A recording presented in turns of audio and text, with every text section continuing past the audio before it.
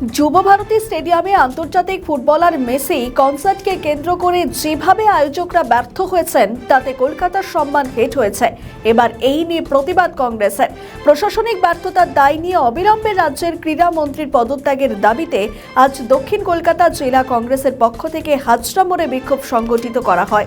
কি দাবি রয়েছে তাদের, শোনাবো আপনাদের।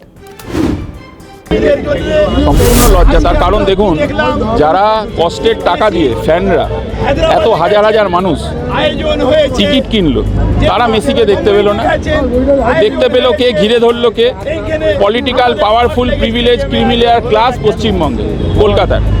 যে কোনো মানুষকে জিজ্ঞেস করুন, প্রতিবাদ করবে, মুখে বলতে পারবে না, করবে। এটা হতে পারে না। এবং আমরা মনে করি কুণাল ঘোষ যে কথাটা বলেছেন, হ্যাংলা, কারা হ্যাংলা তাদের তালিকা মাননীয় মুখ্যমন্ত্রী দপ্তর থেকে যাতে বেরোয়। আমরা দেখতে চাইছি মাননীয় মুখ্যমন্ত্রী এই হ্যাংলাদের তালিকা ঝুলিয়ে তাদের বিরুদ্ধে ব্যবস্থা নিচ্ছে, না কোনো এঁটোকাটা কমিটি, ওইসব ঢপের কমিটি তদন্ত করছে।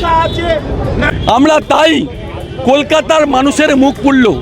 হায়দ্রাবাদ পারল, মুম্বাই পারল, কলকাতা পারল না। আয়োজক সংস্থা শতদ্রু দত্তকে গ্রেপ্তার করে শুধুমাত্র লাভ হবে না, আয়োজক সংস্থাকে টাকা ফেরত দিতে হবে, টিকিটের টাকা। এটা আমাদের 1 নম্বর দাবি।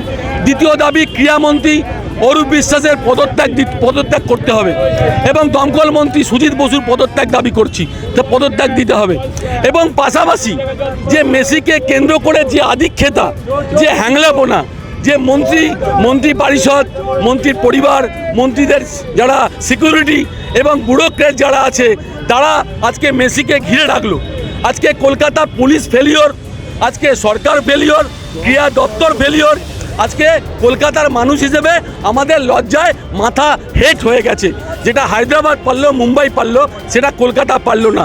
আমরা তাই অরূপ বিশ্বাসের পদত্যাগের দাবিতে আজকে আমরা হাজরা মোড়ে আমাদের প্রতিবাদ সংগঠিত করছি। আমরা মাননীয় মুখ্যমন্ত্রীর কাছে আমরা দাবি জানাচ্ছি যে এটা নিশ্চয়ই মুখ্যমন্ত্রীর গোচরেই হয়েছে। মুখ্যমন্ত্রী অজানা তো নয় মেসি কনসার্ট, তাই মুখ্যমন্ত্রীর উচিত অরূপ বিশ্বাসকে বরখাস্ত করা, সুজিত বোসকে বরখাস্ত করা। আমার নাম প্রদীপ প্রসাদ, দক্ষিণ কলকাতা জেলা কংগ্রেস সভাপতি। আমাদের ভিডিও ভালো লাগলে লাইক ও শেয়ার করুন, কমেন্ট সেকশনে আপনাদের মতামত জানান। আরও ভিডিও পেতে আমাদের চ্যানেলটিকে সাবস্ক্রাইব করুন এবং প্রতি মুহূর্তে খবরের আপডেট পেতে প্রেস করুন বেল আইকন।